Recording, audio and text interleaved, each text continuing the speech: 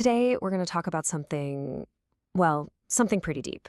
It's this idea of the invisible burdens we might be carrying from way back in our childhoods and how, without even realizing it, they can shape us into the architects of our own quiet collapse. So, let me just start by asking you this. Does that hit home at all? The feeling that you grew up just a little too fast? Maybe people always called you an old soul, or you were just known as the responsible one. That feeling, right there, is the key to this whole story. To really dig into this, let's follow the story of a child we're just going to call Eli. Now, Eli isn't a real person, but they represent any kid who's ever felt like they had to step up and play a role that was way too big for them, way too soon.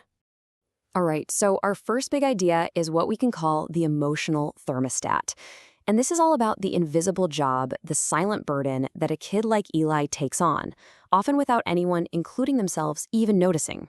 Think about it. In a home that feels a little shaky, a little broken, a child can instinctively become the person who manages the feelings in the room. They get really good at sensing tension, and they learn exactly what to do to either cool things down or warm things up. They're just constantly monitoring, adjusting, trying to keep this really fragile peace.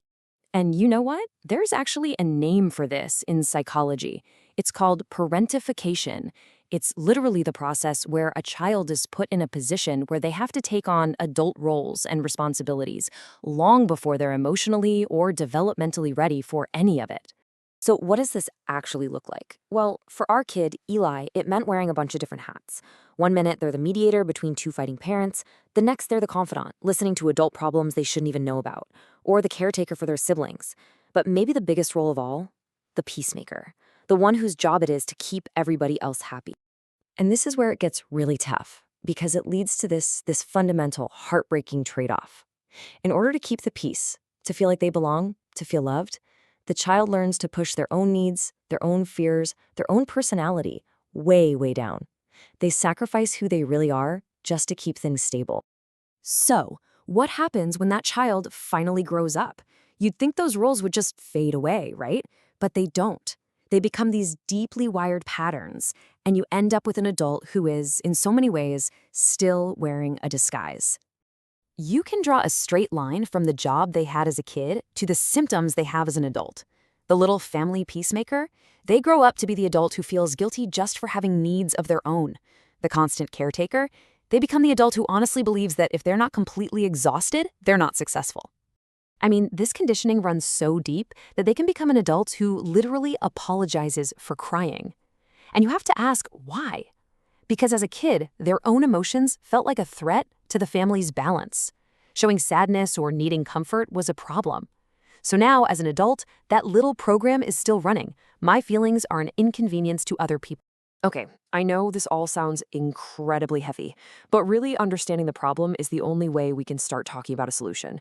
So how do you move forward? The path, really, it begins with finally meeting that inner child, the part of you that got buried all those years ago. And the journey forward usually involves something called shadow work. Now, that sounds kind of spooky, I know, but it's not. It's really just about being brave enough to look at the parts of yourself that you learned you had to hide, all the feelings and needs of that little kid who had to grow up way too fast. We can kind of break the healing process down into 3 steps. First, you have to acknowledge the role you were forced to play and do it without judging yourself. Second, you have to witness that buried inner child. Really look back with compassion and see what they went through. And it's from that place of understanding, that you can finally begin to heal and give yourself the care you never got. And this brings us to the final, and maybe the most crucial idea. This whole process, it isn't about blowing up your past or pretending it didn't happen. It's about rewriting your relationship to it. It's about finally understanding the architecture of your own quiet collapse. And if you take one thing away from this, let it be this. You can't change the foundation you were given, but you can understand its architecture. When you see the blueprints of your past, you can finally make sense of why you are the way you are. You see the purpose those old, painful habits once served. And then, and only then, can you start building something new, something healthier, right on top of it. So we'll just leave you with this one last thought to sit with. If you could get really quiet for just a moment and truly listen, what is your inner child waiting to tell you?